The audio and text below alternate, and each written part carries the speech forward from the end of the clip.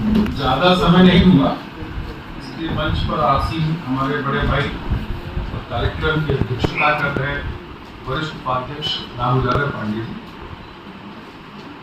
कार्यकारिणी के सभी पदाधिकारीगण और सदस्यगण और यहाँ बैठे हुए हमारी अवध बार एसोसिएशन के सारे सम्मानित सदस्य अधिवक्ता साथी। अभी कोषाध्यक्ष सुधाकर भाई ने एक बात कही कि कल मनोज भैया से बात हुई और इन्होंने तुरंत ही कंसेंट दे दी, जो बड़ी अच्छी बात है। सुधाकर भाई, इसमें कोई अच्छी बात नहीं, ये बार हमारी अपनी बार है। एक अधिवक्ता के रूप में मैंने इसी बार में जन्म लिया है और पिछले 25 साल से लगभग मैं इस बार से, अपनी इस मां से बहुत कुछ पाता गया हूं और सतत पाता जाऊंगा, मुझे पूर्ण विश्वास है। सुधाकर भाई ने जब कल मैं कोर्ट नंबर 1 में बैठा था, एक बेंच अपील लगी हुई थी, वहां पर आकर अचानक इन्होंने कहा तो मुझे लगा कि शायद ये पहला अवसर है जब मैं बार को कुछ दे सकता हूं। हालांकि जिस विषय पर बोलने के लिए इन्होंने मुझे आमंत्रित किया, बिल्कुल नई चीज थी। मैंने इनसे पूछा भी क्या है, तो उन्होंने कहा भैया बता दिया जाएगा। शाम को पता लगा। कोशिश करूंगा कि जो नए कानून लागू हुए हैं इसमें इसका किस तरीके से हम लोग फायदा ले सकते हैं। पंकज भाई ने बहुत अच्छी बात बताई, इसमें बहुत सी कमियां हैं। हम वकील हैं, अगर हम कमियों का फायदा ना उठा पाए तो किस बात के वकील, और वकील डिफेंस कराया। और अगर कमियां नहीं है, कानून एकदम फुल प्रूफ है, तो ये हमारी योग्यता की पहचान होगी कि तमाम फुल प्रूफ कानून से भी उससे ज्यादा फायदा उठा करके लेकर चले जाएंगे। और हम कोशिश करेंगे कि आप सबको जल्दी में जो थोड़ा बहुत समझ पाया हूं, कोशिश करूंगा उसको शेयर करूं कि कैसे क्या परिवर्तन आए हैं और उसका क्या लाभ और नुकसान होगा। मैं जब भारतीय न्यायिक नागरिक सुरक्षा संहिता को जब देख रहा था, तो सबसे पहले उसकी मैंने प्रस्तावना देखी। मुझे एक चीज का बड़ा आश्चर्य हुआ, इसमें से भारत शब्द हट गया, इंडिया हटा दिया गया। जो सीआरपीसी थी पुरानी, या और जितने भी सेंट्रल लेजिस्लेशंस बनते हैं, उस पर सबसे पहले चीज लिखी जाती है कि यह कानून संपूर्ण भारत पर लागू होगा। This act extends to India. BNSS में ऐसा कुछ भी नहीं। ये कहां पर लागू होगा, किस क्षेत्र में लागू होगा, आलोचना करें तो बहुत अच्छी बात है, हम कह सकते हैं कि इसकी कमी है। आशा की दृष्टि से देखें और इस कमी का अगर लाभ उठाने की कोशिश करें, तो लिखने वाले ने जब लिखा तो पता नहीं जान के छोड़ा या चूक हो गए, लेकिन इस चूक में भी हमको कुछ संभावनाएं लिखती है कि जो आज हमारे जम्मू कश्मीर तक ये कानून लागू है, क्या पता कल पाक ऑक्युपाइड कश्मीर तक कानून लागू हो जाए। ये एक सकारात्मक पहलू है। आलोचना भी हम कर सकते हैं कि इंडिया को जो पुरानी सीआरपीसी में 2H के माध्यम से डिफाइन किया गया था, वो डेफिनेशन क्लास से इंडिया हट गया। खैर, तमाम नई चीजें जोड़ी गई, तमाम पुरानी चीजें हटाई गई। जो प्रमुख चीजें हटी और जो प्रमुख चीजें जिनका हमको फायदा मिल सकता है, कुछ क्लासेस ऐसे थे पुरानी सीआरपीसी में जिनको भारतीय नागरिक सुरक्षा संहिता के हिसाब से जरूरी नहीं समझा था, जरूरी नहीं थे। जैसे कि एक मेट्रोपॉलिटन मजिस्ट्रेट का एक क्लास हुआ करता था, तो अब वो क्लास उसमें नहीं रह गया, उसको हटा दिया गया। तो जब मेट्रोपॉलिटन मजिस्ट्रेट का क्लास हटाया गया, तो मेट्रोपॉलिटन मजिस्ट्रेट से संबंधित जितनी भी प्रक्रियाएं थी, जितने भी प्रोविजंस थे, वो प्रोविजंस हटा दिए गए क्योंकि उसकी जरूरत नहीं थी। लेकिन कुछ जोड़ा भी गया। जोड़ने में पुराना जो 41A था, हम लोग रेट पिटिशंस फाइल किया करते थे और बिलो द 7 इयर्स वाले जो भी ऑफेंसेस होते थे कोर्ट सीधे कह देती थी कि उसमें 41A का एप्लीकेबल है, इसलिए 41 का बेनिफिट दे देते हैं। 41 हम सब जानते हैं कि 41 में अगर 7 साल से कम तक की सजा होती थी तो पुलिस ऑफिसर को अरेस्ट करने की पावर नहीं होती थी और वो एक हमको नोटिस देता था। अगर नोटिस के पर्सुएंस में हम इन्वेस्टिगेशन में कोऑपरेट कर रहे थे तो वो चार्जशीट लगा सकता था, अगर उसको ऑफेंस मिलता बनता पाया जाता है, या फाइनल रिपोर्ट कर सकता था, लेकिन अरेस्ट नहीं करता था। अगर नोटिस पे कोऑपरेट नहीं करते तो वो मजिस्ट्रेट से परमिशन लेकर के हमको अरेस्ट कर सकता था। लेकिन इस नई संहिता में 41A को सेक्शन 35 में कन्वर्ट किया गया और उसमें एक सेक्शन 35(7) जोड़ा गया। 7 में सत्येंद्र कुमार अंटिल का एक जजमेंट आया था। उस जजमेंट में यह कहा गया था कि 3 साल से कम तक की सजा के ऑफेंसेस में भी किसी को गिरफ्तार किया जा सकता है अगर वो सर्कमस्टांसेस पैदा होते हैं तो। लेकिन अगर वो व्यक्ति 60 साल से ऊपर का है या बीमार है तो ऐसे व्यक्ति को अरेस्ट करने से पहले इन्वेस्टिगेटिंग ऑफिसर को डिप्टी एसपी रैंक के अधिकारी से ऊपर के किसी अधिकारी की परमिशन के बगैर अरेस्ट करने की पावर नहीं होगी। यह हमारे सबके जानने के लिए एक आवश्यक चीज है, क्योंकि इन्वेस्टिगेशन में हम सबका पाला पड़ता है। तो हमको अगर पता हो तो हम इसका लाभ ले सकते हैं।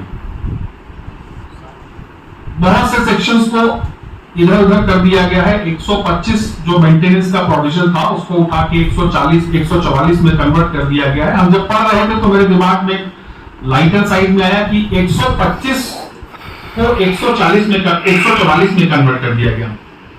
फिर मुझे लगा धारा 144 में कन्वर्ट तो कर दिया गया, लेकिन इसका लाभ क्या है? पहले धारा 144 लगती थी कि जमावड़ा न लगने पाए। अब 125 मेंटेनेंस के प्रोविजंस को 144 धारा 144 में कर दिया गया ताकि हम सबको, वादकारियों को भी और हम सब लोगों को भी इस चीज का एहसास होना चाहिए कि अगर पत्नी है और बहुत देर तक ससुराल वालों का अगर जमावड़ा करेंगे तो फिर 125 की संभावना बन जाएगी। या अगर पत्नी की बातों को बहुत देर तक नहीं माना जा रहा, उसकी चीजों को नकारा जा रहा है, तो उसके पास दिमाग में कुछ प्रश्न उठते जाएंगे, पत्नी के मन में कुछ वेदना उठती जाएगी। वेदनाओं का जमावड़ा नहीं लगने देना है। शायद इसीलिए 125 को उठा करके 144 में कर दिया गया है कि कुछ चीजों को हम लोग सॉफ्टली हैंडल कर सके और उन चीजों की नौबत ना आए। ये एक सांकेतिक रूप में शायद करने की कोशिश की गई होगी। ये तो जो इनिशियल चेंजेस थे। क्रिमिनल जुरिस्डिक्शन की जो शुरुआत होती है हम सब जानते हैं, एफआईआर के रजिस्ट्रेशन से होती है या कंप्लेंट केस से होती है। एफआईआर के रजिस्ट्रेशन में 154 में जो प्रोविजन हुआ करते थे वो 173 में कर दिए गए हैं। इस 173 में एक प्रोविजन चेंज किया गया, नया ऐड किया गया, जो बड़ा अच्छा कानून है। पहले ये बात है, नई बात अगर लिख रहा है तो हम एसपी को रजिस्टर्ड पोस्ट से देते थे और बाद में 156(3) उसका यूज कर लेते थे। बीच में एक सिस्टम चला था कि ऑनलाइन एफआईआर रजिस्टर कराने के लिए पोर्टल तो बनाया गया, लेकिन ऑनलाइन देने के बाद भी एफआईआर रजिस्टर नहीं होती थी। नई सुरक्षा संहिता में एक ये प्रोविजन ऐड किया गया है 173(1) का, जिसमें यह प्रावधान किया गया है कि अगर कोई व्यक्ति इलेक्ट्रॉनिक माध्यम से भी एफआईआर दर्ज कराने के लिए कोई सूचना दे रहा है तो थाने का भार साधक अधिकारी अगर संज्ञेय अपराध का बनना पाया जाता है तो उस सूरत में 3 दिन के अंदर उसको हर हाल में एफआईआर दर्ज करनी ही होगी। जो हम लोग कई बार संकोच कर जाते थे, यार थाने को जाओ 70 चक्कर दौड़ाएंगे, उससे हम बच सकते हैं। इसके बाद भी अगर हमारी कंप्लेंट हमने पोर्टल पे डाल दी, हालांकि उसमें तो इलेक्ट्रॉनिक मीडियम कहा गया है, अगर हम वकील हैं अगर उसका इंटरप्रिटेशन करें, क्योंकि बहुत सी जगह पे जो अभी आगे बताऊंगा जो चेंजेस किए गए हैं इलेक्ट्रॉनिक मींस में, इवन मोबाइल को भी इलेक्ट्रॉनिक मीडियम माना गया है। तो अगर थाने के भार साधक अधिकारी के सीयूजी नंबर पे अगर हम अपनी कंप्लेंट व्हाट्सएप से नहीं कर देते हैं अंदर अगर संज्ञेय अपराध बन रहा है तो उस अपराध के लिए उसको हमारी एफआईआर लिखनी होगी। ये हम सब के लिए बड़े काम की एक जानकारी है जो मुझे लगा कि आप सबको शेयर करें तो शायद इसका फायदा होगा। जो उसकी लैंग्वेज लिखी है उसमें लिखा है shall register the FIR within 3 days। इसमें एक पॉसिबिलिटी और दिखती है कि अगर 3 दिन के बाद वो नहीं भी करता है तो जो हम लोग 156(3) की प्रक्रिया किया करते थे उस प्रक्रिया के बजाय हम लोग डायरेक्टली यहां पे हाई कोर्ट में भी हिट कर सकते हैं कि this is a mandatory provision और थाने का भाषालक अधिकारी उस मैंडेटरी प्रोविजन को अप्लाई नहीं कर रहा है, therefore writ be issued that he should register my FIR. तो इस तरीके से अगर एक अधिवक्ता के नाते देखें तो शायद हमारे लिए काम बढ़ने की अपार संभावना भी हो सकती है। वादकारी के इंटरेस्ट से देखें या कॉमन मैन के लिए देखें तो जो कॉमन मैन या जो महिलाएं थाने पे नहीं जा सकती थी अगर वो उस माध्यम से एफआईआर दर्ज कराने की कोशिश करती है तो पुलिस अब ड्यूटी बाउंड है, वो उसको रजिस्टर करेगी। नई संहिता का एक ये फायदा हमारे लिए है। एक और चीज उसमें ऐड की गई है 173 में ही कि 3 साल से 7 साल तक की सजा वाले ऑफेंसेस, अभी आप देखिए 41A बहुत चलता था, अभी भी चल रहा है, अब चेंज हो जाएगा। 7 साल की सजा तक में 173(2) में यह प्रोविजन किया गया है कि अगर 7 साल तक की सजा है तो यह उसके लिए मैंडेटरी नहीं है कि वो उसमें एफआईआर दर्ज ही करे। उस एफआईआर को दर्ज करने से पहले वो प्रिलिमिनरी इंक्वायरी कराएगा। प्रिलिमिनरी इंक्वायरी कराने के बाद अगर ऑफेंस का बनना पाया जाता है तभी उन सर्कमस्टांसेस में वो एफआईआर को दर्ज करेगा, अदरवाइज इनिशियल स्टेज पे ही एफआईआर दर्ज नहीं भी की जा सकती है। यह भी एक जानकारी हमारे लिए ऐसी है जिसको कि जब कभी भी हमारे पास इस तरीके की एफआईआर क्वेश्चन की पिटीशन आती है, हमारे किसी के भी पास अगर आती है तो हम कोर्ट में कह सकते हैं कि there was a provision enacted in the BNSS which has been flouted, therefore this can be a ground for questioning of the FIR. तो जो मैंने कहा कि संहिता में कुछ अच्छाइयां हैं, कुछ कमियां हैं, उनका फायदा लेकर के हम उसका लाभ उठा सकते हैं। तो ये एक चीज हमारे जानने के लिए थी जो मैंने कहा आपसे शेयर करूं। एक और चीज थी जो 175 में ऐड की गई है कि अगर कोई गंभीर प्रकृति का अपराध है, यह नया ऐड किया गया है, तो उसकी इन्वेस्टिगेशन डिप्टी एसपी रैंक के अधिकारी से नीचे का अधिकारी नहीं करेगा, और अगर वो उससे नीचे का अधिकारी कर रहा है तो ये इन्वेस्टिगेशन की एक फ्लॉ मानी जाएगी जिसका भी यूज हम आगे अपने लेवल से कर सकते हैं। 175(3) में एक प्रोविजन और ऐड किया गया है जो बड़ा अच्छा प्रोविजन है, लेकिन वो अभी लागू नहीं होगा क्योंकि उसमें प्रोविजन जो प्रोविजन किया गया है उसमें यह प्रोवाइड किया गया है कि स्टेट गवर्नमेंट्स इस संहिता के लागू होने के 5 साल के भीतर अपने रूल्स बनाएंगी और वो रूल्स मैंडेटरी होंगे। आज की डेट में स्टेट गवर्नमेंट्स के पास वो प्रोविजंस भले ना हो, वो रूल्स उनके ना बने हो, लेकिन विद इन 5 इयर्स वो रूल्स फ्रेम किए जाने ही जाने हैं।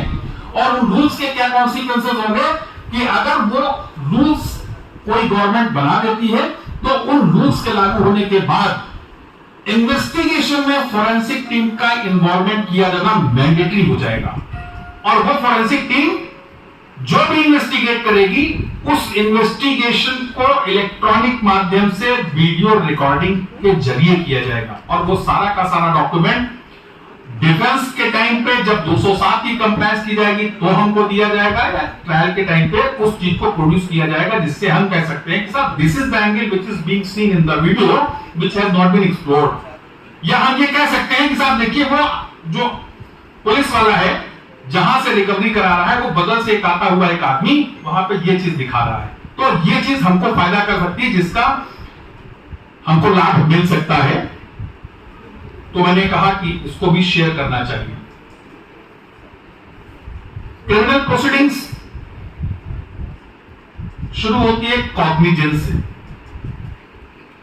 यहां पे मुझे बहुत अच्छी चीज मिली जो शायद हम सभी के लिए लीगल ब्रेन के लिए बड़ी इंपॉर्टेंट चीज है, और मैं उम्मीद करता हूं कि बार के जितने भी लोग यहाँ पे उपस्थित हैं इस पे काम करें, और शायद ये हमारी अवध बार के लिए नाम करने जैसी भी एक चीज हो सकती है। मैं खुद भी कोशिश करूंगा। एक प्रोविजन इनेक्ट किया गया कॉग्निजेंस का। पुराने कोड में 190 सीआरपीसी में ये प्रोविजन दिया हुआ है, any magistrate may take cognizance on a complaint. Police report पे भी ले सकता है या अदर देन पुलिस रिपोर्ट और कंप्लेंट भी ले सकता है। मे टेक कॉग्निजेंस, मैं कंप्लेंट केस की प्रोसीडिंग के बारे में बता रहा हूं। कंप्लेंट आती है, कॉग्निजेबल ऑफेंस बनता है, और उस कॉग्निजेबल ऑफेंस को देखने के बाद मजिस्ट्रेट को अगर लगता है तो वो उस पर कॉग्निजेंस ले लेगा। अब कॉग्निजेंस लेने के बाद की जो नेक्स्ट स्टेज होगी वो पुराने सीआरपीसी में 200 होती थी और नए में 223 हो गई। 223 में क्या कहा गया? Magistrate taking cognizance shall record the statement of the complainant, जो कि पुरानी सीआरपीसी में भी था। मतलब कि अगर मैजिस्ट्रेट किसी कंप्लेंट पे कॉग्निजेंस ले रहा है तो वो 200 के तहत, और नई संहिता में 223 के तहत वादी का बयान दर्ज करेगा। लेकिन उसमें एक नया क्लॉज ऐड कर दिया गया जिसकी बड़ी चर्चा है, और चर्चा यह है कि बीएनएसएस में एक्यूज को भी राइट दे दिया गया है। अच्छी बात है, राइट दिया गया है, लेकिन इस राइट के कॉन्सिक्वेंस क्या होंगे? उसकी जो लैंग्वेज लिखी गई है वो ये कह दिया गया कि before no court shall take cognizance of offence without giving an opportunity of hearing to the accused. अब सिचुएशन 2 आ गई, जो मैंने आपसे कहा था कि ये हम सबके ब्रेन के लिए एक बहुत बढ़िया फूड दे दिया गया। अगर कोशिश करें, इस पे लॉ को सर्च करें, सुप्रीम कोर्ट के इस पर दर्जनों जजमेंट्स हैं जिसमें सुप्रीम कोर्ट ने कहा है टेकिंग कॉग्निजेंस का मतलब टेकन कॉग्निजेंस, क्योंकि जब मजिस्ट्रेट कॉग्निजेंस ले लेगा उसी के बाद वो एम्पावर्ड होगा 200 का बयान रिकॉर्ड करने के लिए। तो एक और तो लॉ ये कहता है कि magistrate may take cognizance of an offence on receiving of a complaint. Complaint मिली जब तक कि वो कॉग्निजेंस नहीं लेगा तब तक भी वो कंप्लेनेंट का बयान दर्ज नहीं कर सकता। और दूसरा सेक्शन उसी के साथ क्या ऐड कर दिया गया कि बिना एक्यूज को सुने हुए कॉग्निजेंस लिया नहीं जाएगा।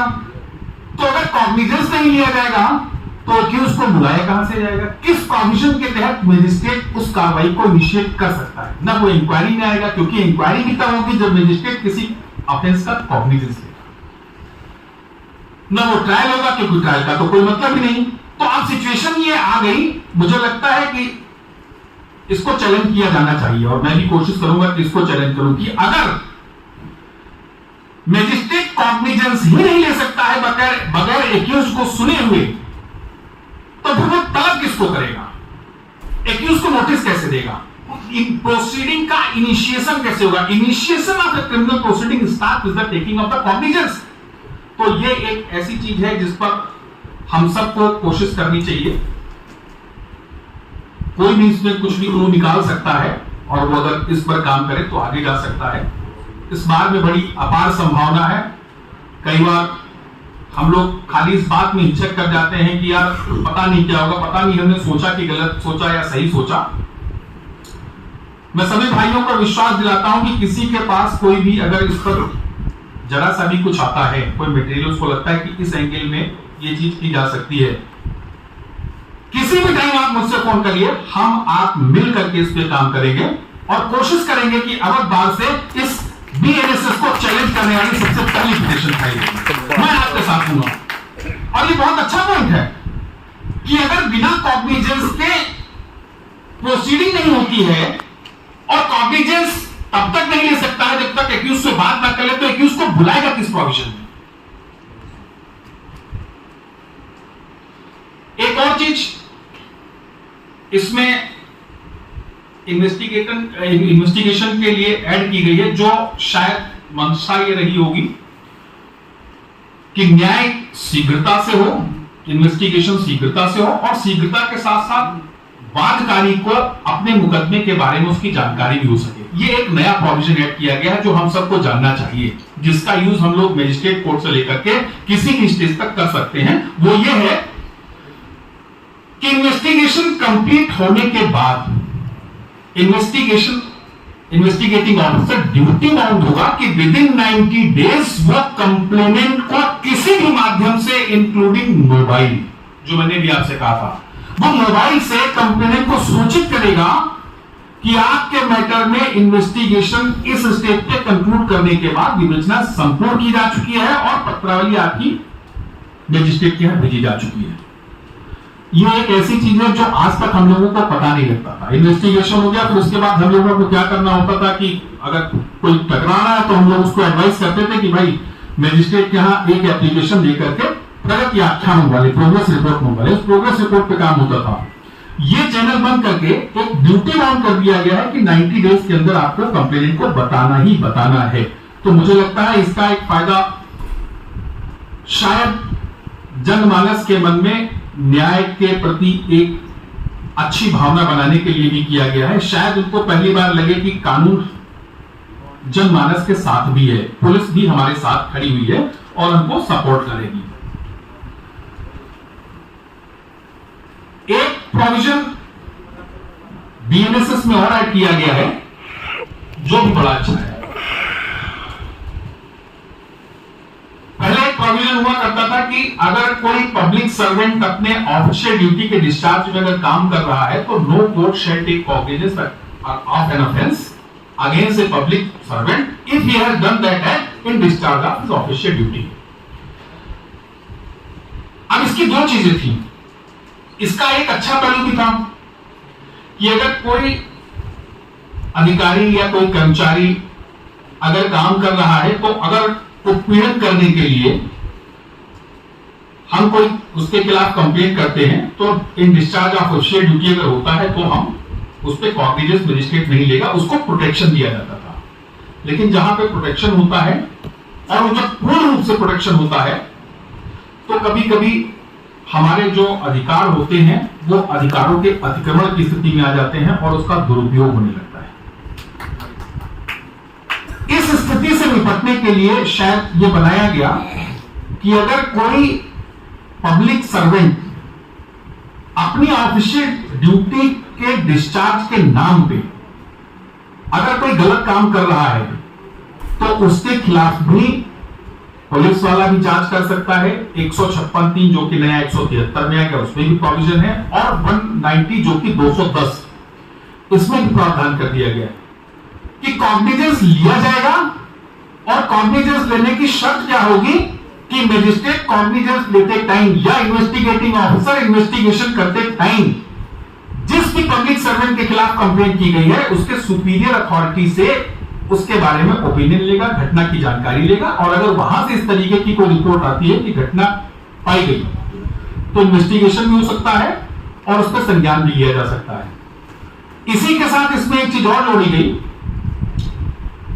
कि जिस भी पब्लिक सर्वेंट के खिलाफ इस तरीके की कार्रवाई की जा रही है उसको भी एक राइट ऑफ हियरिंग दिया जाएगा और वो मजिस्ट्रेट के सामने वो घटना किन सर्कमस्टांसेस में हुई उसको एक्सप्लेन कर सकता है और मजिस्ट्रेट को लगता है कि यद्यपि उसके हायर अथॉरिटी ने यह बताया है कि घटना हुई लेकिन उसका एक्सप्लेनेशन अगर हमें ज्यादा जेन्युइन प्रतीत होता है तो मजिस्ट्रेट उस पर संज्ञान नहीं मिल सकता है। एक छोटी सी घटना अपने ही बार के एक सदस्य, बार के बहुत तेज तर्रार नेता भी हैं, एक फाइल देखने के लिए गए सेक्शन में, उनको फाइल नहीं दिखाई गई और फाइल ना दिखाने के बाद पता चला कुछ बात इस तरीके से हुई, वो चलने लगे, उनका पैर वहां पे रखे हुए टेलीफोन में टकरा गया और फोन गिर गया, इश्यूज बढ़ गए तो उस सेक्शन ऑफिसर ने एफआईआर लिखा दी और उसने क्या कहा कि हमारे इन्होंने ऑफिशियल डिस्चार्ज ऑफ ड्यूटी में इन्होंने बाधा डाली। अगर यही चीज वो अधिवक्ता साथी उनके ऊपर एफआईआर लिखाने के लिए जाते तो उस समय की सिचुएशन क्या होती, कोर्ट कॉग्निजेंस नहीं लेती क्योंकि वो अपनी सीट पर बैठा हुआ है और सीट पे बैठे होकर के जो उसकी ड्यूटी है उस ड्यूटी को नहीं कर रहा है, हम कहां जाएंगे? अगर हम मजिस्ट्रेट के पास जाएंगे या पुलिस अधिकारी के पास जाएंगे तो हमारी बात नहीं सुनी जाएगी। तो इस चीज को देखते हुए कि अगर पब्लिक सर्वेंट भी अपने पावर्स को मिसयूज कर रहा है तो उसके खिलाफ भी एक्शन हो सकता है। यह हम सबके जानने के लिए बहुत जरूरी क्लॉज जोड़ा गया है और शायद न्याय के लिए बहुत आवश्यक भी था। अब हम उनको रगड़ भी सकते हैं। इसमें दो चीजें हैं। यह भी हो सकता है कि उसका जो सुपीरियर अधिकारी है, हो सकता है उसकी कुछ उससे खुन्नस हो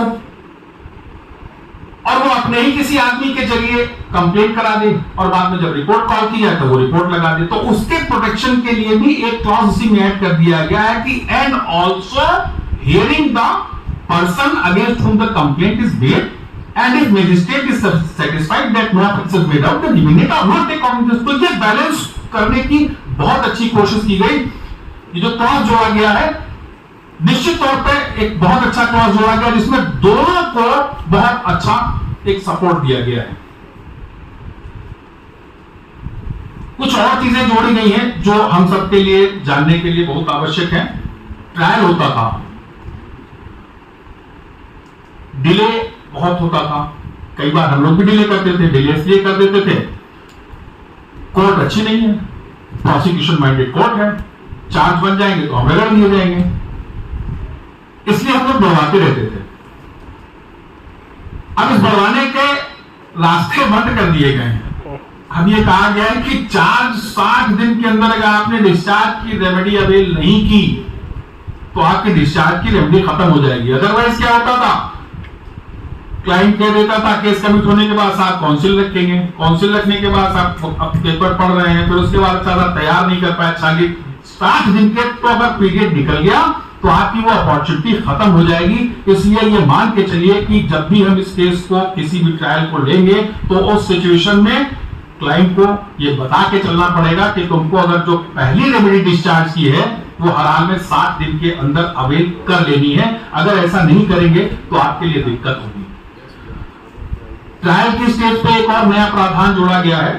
हालांकि ये जो 60 दिन का पीरियड है इसका फायदा बेल के लिए भी है, अभी वो भी बताऊंगा जब वहां पे पहुंचूंगा। ट्रायल में एक और चीज कही गई, हम लोग अक्सर देखते हैं कि गवाह आया और उसने अपना चीफ रिकॉर्ड कर दिया और उसके बाद कहता कि उनको रगड़ देना है। वो क्रॉस करने के लिए नहीं आता है और मुलजिम हमारा जेल में है। हम कोर्ट में कहते हैं कि साहब इतने दिन हो गए, हमारी एविडेंस प्रोसीड नहीं कर रही है, कोर्ट रिपोर्ट मंगाती है, पता लगता है साहब अभी इतने दिन के बाद चीफ हुआ है और 2 उसके एडजमेंट आ गए। कोर्ट ने हमको डेट दे दी बेल की। परिणाम क्या होता है, 1-2 डेट के बाद क्लाइंट कहता है कि वकील साहब ना हो पाए तो हम दूसरे ट्राई कर लें, अनुपम शुक्ला बैठे, इनका बहुत अच्छा जुगाड़ करा देंगे। तो पता चला फाइल जाने की भी संभावना आ जाती है। उस संभावनाओं को क्लोज करने के लिए भी सीआरपी भारतीय नागरिक सुरक्षा संहिता में एक प्रावधान डाला गया है कि अगर चीफ कराने के बाद अगर गवाह गवाही देने के लिए नहीं आ रहा है और एप्रोप्रिएट अपॉर्चुनिटीज देने के बाद ऐसा लगता है कि वो नहीं आ रहा है तो उसकी अपॉर्चुनिटी वहीं पे क्लोज कर दी जाएगी और ऐसा माना जाएगा कि इवन जो चीफ ने उसने रिकॉर्ड किया है वो उसने कोई एविडेंस नहीं दी। अभी तक क्या होता था कि चीफ रिकॉर्ड कर दिया, क्रॉस अगर नहीं हुआ तो चीफ पढ़ लिया जाता था।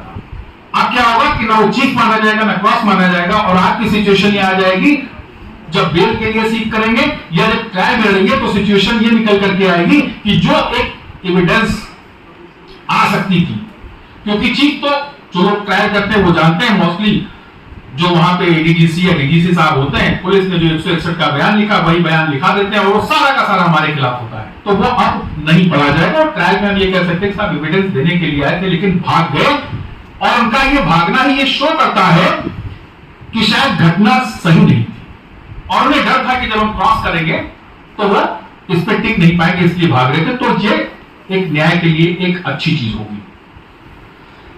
एक और चीज उसमें ऐड की गई है, जो ट्रायल में डिले होता था कि पता लगा जिसने इन्वेस्टिगेशन किया है वो आईओ का ट्रांसफर हो गया।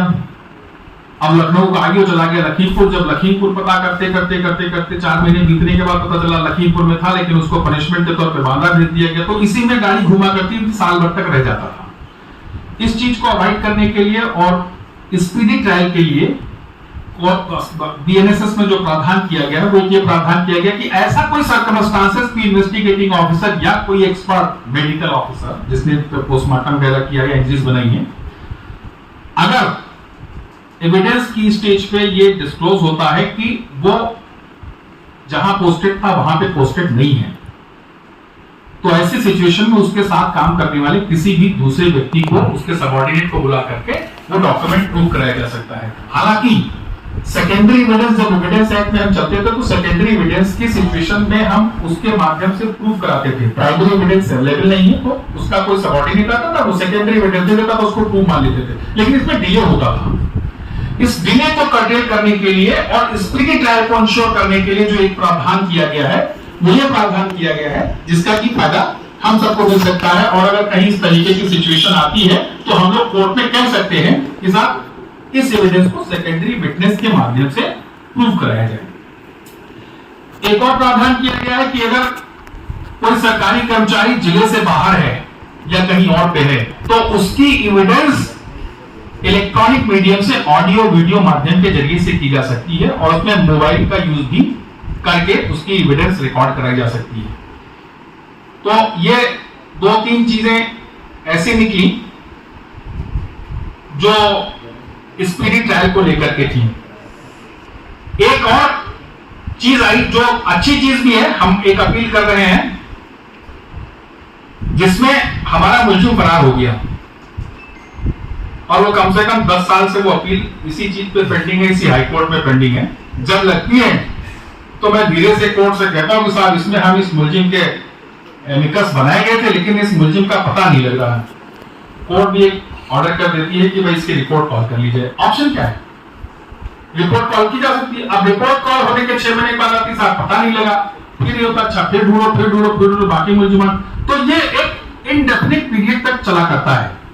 इस चीज को खत्म करने के लिए भी एक प्रावधान लाया गया कि अगर कोई एब्सकॉन्डर है तो उस एब्सकॉन्डर के खिलाफ भी अब ट्रायल भी प्रोसीड करेगा और अपील जो कि कंटिन्यूएशन ऑफ ट्रायल माना जाता है वो भी प्रोसीड करेगी। और उस प्रोसीड करने का तरीका जो होगा वो ये होगा कि जो सर्विस ऑफ समन्स की बात है वो उसके घर के किसी सदस्य को, किसी रिश्तेदार को सूचना दे करके अगर उसको पर्याप्त नोटिस हो गई तो मान लिया जाएगा कि उस एब्सकॉन्डर के खिलाफ ये तामीला हो गई है और प्रोसीड कर दिया जाएगा। कॉन्सिक्वेंसेस क्या होंगे ये एक अलग चीज हो सकती है। हो सकता है वो आदमी जीवन रूप से कहीं ना मिल रहा, खत्म हो गया, तो अगर सजा हो भी जाती है तो उसका कोई मतलब नहीं रहेगा। लेकिन अगर कोई ये सोचता है, एक सिचुएशन मेरे सामने ऐसी भी आई थी कि एक ट्रायल सजा के टाइम पे मुलजिम जब कोर्ट सजा सुनाने लगी तो वो कोर्ट से भाग गया और वो आज तक नहीं उसका पता लगा। ये तो सजा के टाइम की बात है। एक अपील 1982 की मैं कर रहा हूं जिसमें मुलजिम मेरे पास आया और मैंने उससे ये कहा कि भैया देखो डकैती विद मर्डर है, बचोगे नहीं किसी भी जुगाड़ से, इसमें देरी मत करिए। तो उसने कहा देखो बाबूजी हमारा कुछ होत नहीं, सीतापुर का था, हम हुई साधु और हमरे 2 बेटी लड़का छे जी का दर्द होती देखी तो वो साथ चले गए नैमिषारण्य में साधु बन करके। ये सच्ची घटना बता रहा हूं, वो अपनी अभी पेंडिंग है। वो साधु बनकर नैमिषारण्य में विचार कर रहे थे, कहीं से पुलिस वालों को खबर मिल गई, उन्होंने उठा के टाइम किया और उनकी जमानत नहीं हो रही। तो ये प्रक्रिया लटकने की ना आए इसके लिए एब्सकॉन्डर के खिलाफ भी प्रोसीडिंग कर दी गई है। और वैसे भी साधुओं के खिलाफ जेल ही समय काफी स्वागत कर रही है, तो अब साधु बन के भी कोई फायदा मिलता होता नहीं है। मर्सी पिटीशन के भी और विटनेस प्रोटेक्शन स्कीम के भी कुछ प्रोविजंस ऐड किए गए हैं। जो पहले मर्सी पिटीशन हम लोग डायरेक्टली प्रेसिडेंट के पास करते थे वो प्रोविजंस अब सीआरपीसी में ऐड कर दिए गए हैं। बेल का एक ऐसा चैप्टर है जो महत्वपूर्ण है, तो मैंने कहा इस पर भी कुछ अपनी बात रखूं। 479 में कॉग्निजेबल ऑफेंस में बेल किसको दी जा सकती है और कब दी जा सकती है, नॉन बेलेबल ऑफेंसेस में उसमें प्रोविजन किया गया है कि मैक्सिमम सेंटेंस का अगर आधा पीरियड किसी व्यक्ति ने जेल में बिता लिया है तो it will be a ground for the bail. और अगर वो एक्यूज फर्स्ट टाइम ऑफेंस कर रहा है, फर्स्ट ऑफेंडर है, तो वह फर्स्ट ऑफेंडर के केस में जो मैक्सिमम पीरियड है उसके 1/3 पे ही वो बेल के लिए इंटाइटल्ड हो जाता है।